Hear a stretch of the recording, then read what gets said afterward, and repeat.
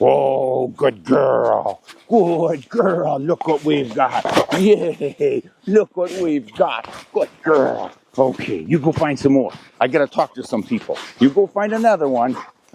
Good girl. I don't know if hunting rough grouse in the snowy woods is the most fun you can have, but it's a pretty good second place. And I think the best tool to use for it is a side-by-side classic shotgun, especially in 28 gauge like this one.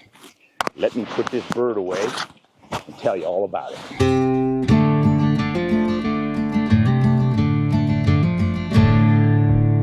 You know, a lot of folks ask me, where can I get a side-by-side shotgun that doesn't cost an arm and a leg? And there are 3 or 4 options out there. This one is relatively new. It's the Weatherby Orion side-by-side, and you can get it in 12 gauge, 20 gauge, 28 gauge, and 410. I've shot with the 410 quite a bit and was really surprised at how effective it was, but I've always loved the 28 gauge, so I asked if I couldn't borrow one for a bit of hunting this fall, and oh my goodness, have I done some hunting with it. Not only have I taken pheasants and sharp-tailed grouse and blue grouse and rough grouse and gray partridges, but I've even taken a couple of fall turkeys with a little 28 gauge. So it begs the question, how good is this shotgun, and is the 28 gauge really an effective gauge to use for the general purpose hunter? I think it is. We'll talk more about the 28 gauge and why it works, but first let's cover this shotgun.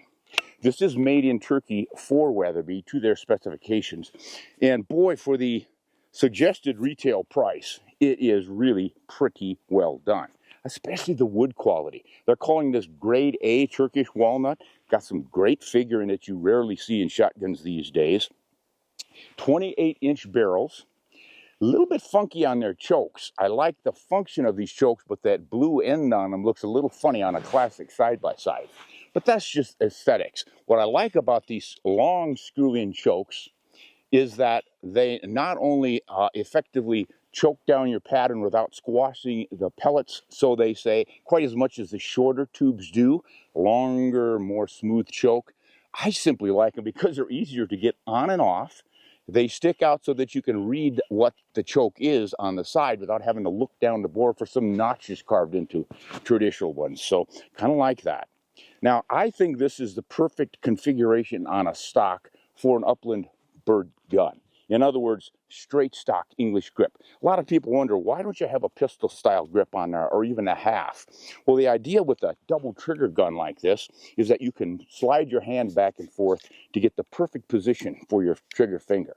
Now, the triggers themselves, being double triggers, they are mechanical, so you never have to worry about inertia setting the next barrel. So if you go click on a barrel and for some reason you don't get a shot to go off, the second trigger will still fire. So you essentially have 2 shotguns in one. It's a pretty nice system.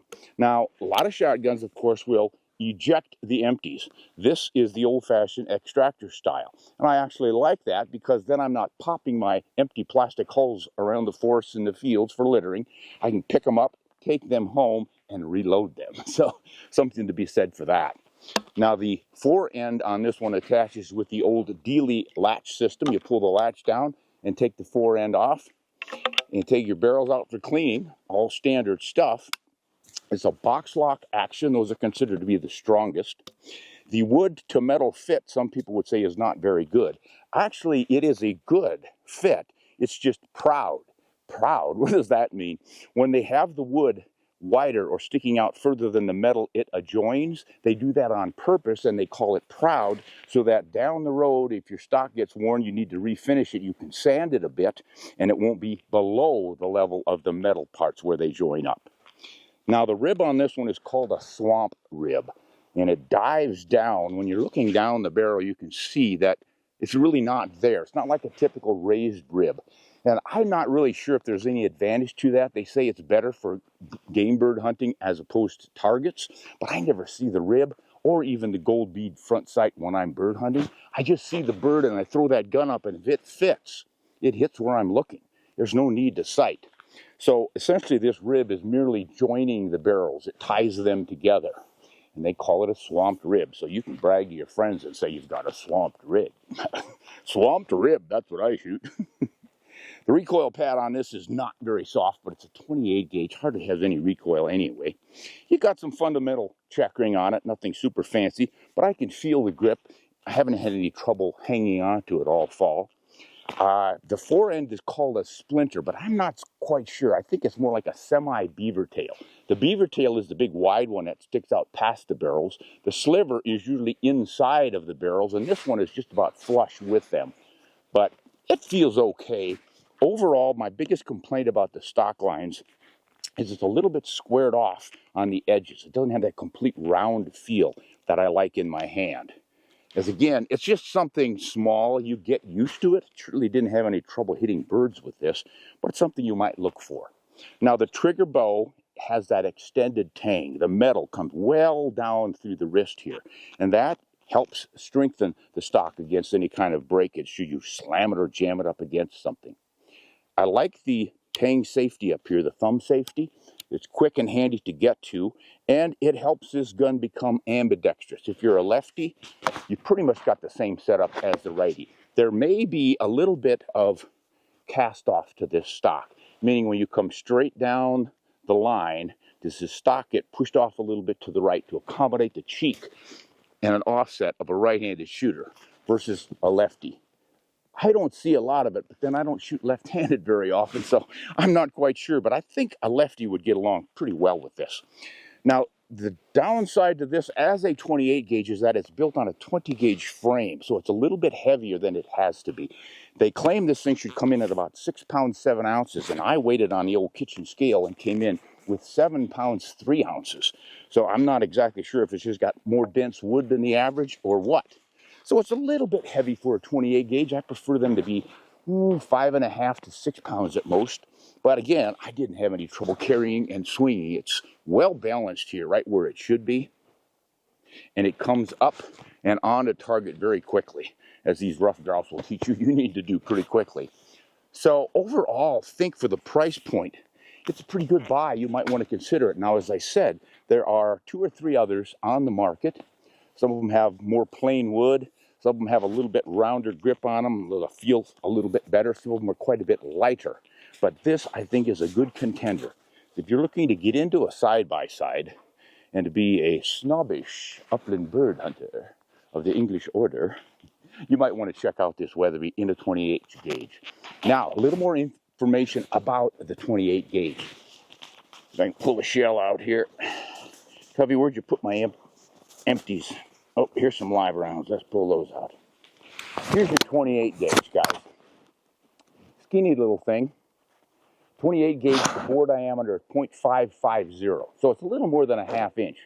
But they just perform wonderfully well, all out of proportion to their size. You are generally shooting about 3/4 of an ounce of shot in these little things. And they're going around 1,400 feet per second. Sometimes we'll get them up to 1,500. So they're as fast as the gun should be if you're handling it properly. And that's why it's great in woody cover like this where we hunt rough grouse. You just get on your target really quickly. But a lot of guys will say the 28 gauge is so superior to other gauges because it's a square load. What does that mean? The idea is that the load of shot inside of that shell is as tall as it is wide. So it's square, and that reduces deformation of the shot pellets as they go down the barrel. It's really not true. The actual change or ratio between the width and the length is more like 1 to 8. So it's almost twice as long of a shot column with, say, 7.5 shot and 3/4 of an ounce in this shell. And if you go to a heavier load than that, it's even longer yet. Still, the gun or the gauge has a great reputation for just shooting all out of proportion to its size. And I can vouch for that. I've been shooting a 28 gauge since I think I got my first one in 1996. And I was going to hunt quail and rough grouse with it, and that was about it. But boy, I did so well that I thought I might just try it on pheasants. And I was dropping rooster pheasants out to 40 yards with a modified choke in a 28 gauge pretty consistently. So I've used it on sage grouse, I've used it on ducks, I've even taken a few Canada geese with it using bismuth. So it's, like I say, it performs all out of proportion to its diameter, its size.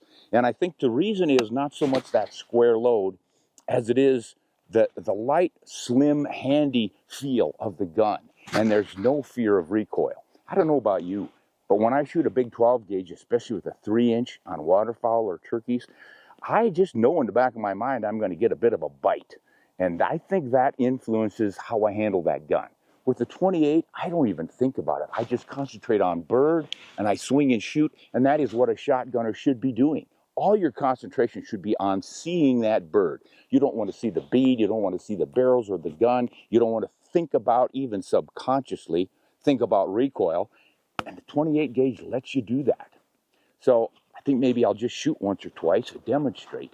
And then I can also demonstrate why I think these double triggers, mechanical, are such a good deal. Let me put some earplugs in so I can protect the last of my hearing before I shoot. So if a grouse would flush suddenly, I can shoot suddenly, I think. Pretty sweet. Now there was the first barrel. Let me open that and show you. See, they don't come flying out. But you look inside, there's the dimple from the firing pin having hit the right barrel. First trigger pulls the right barrel, second trigger would pull the left barrel. And then you can adjust your chokes accordingly. And this gun comes with 5 chokes. It's got a skeet, cylinder, improved modified, modified, and full chokes. So you pretty much covered the waterfront on your choke selections. And as I said, if that first round for some crazy reason doesn't fire, you got a dud, all you have to do is pull the second trigger and you've got another barrel, another shot, and it all works. And then you don't lose your rounds by having them fly through the air. You might want to try both the 28 gauge and the side-by-side. And as I said, I think this Weatherby is probably worth a close look. Check it out. And good upland hunting to you all. Hunt on or shoot straight. And try that winter rough grouse. Not only are they a treat to hunt, they're a better treat to eat.